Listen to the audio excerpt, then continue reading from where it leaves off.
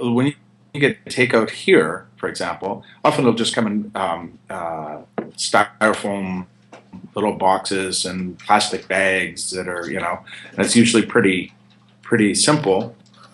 And that actually got into really interesting conversations with the Varley about it, and actually got a little bit.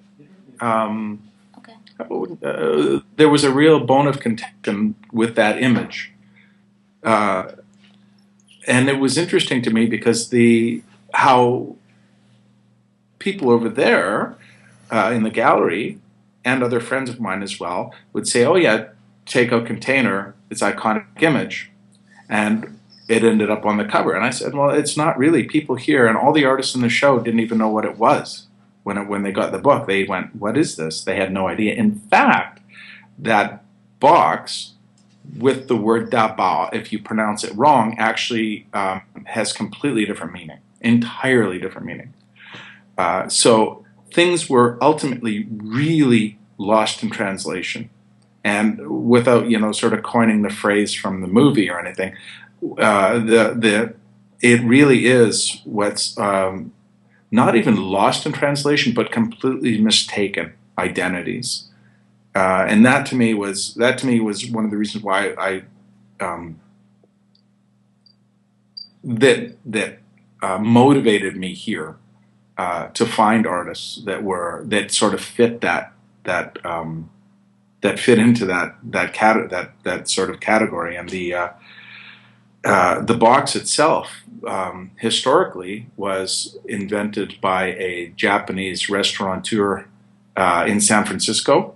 And it's because he had good practice in origami, and when he opened up his shop, and I can't remember the name or the year, but when this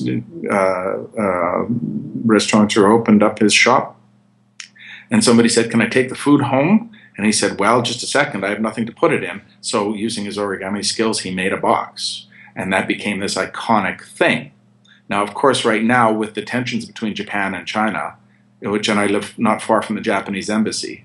Yeah, it's very intense image to put that. There were like Nissan dealerships in Beijing being smashed apart, and the intensity of the history between China and Japan is very live.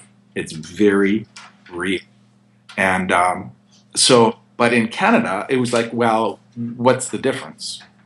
And it's not like blame the perceptions in Canada. It's not about blame. It's about saying, no, there's two entirely very different realities here. And so when that image was selected for it to be on the box, on the cover, I was kind of like, oh man, people aren't going to get it. But then when I talked to friends here, people laughed. And they said, no, it's funny. And they was pointed out to me. And Shannon mentioned it too. It's like, it's ultimately funny because it is something that both sides are totally not getting all at the same time. And so the show is ultimately about some sort of conundrum that isn't really solvable.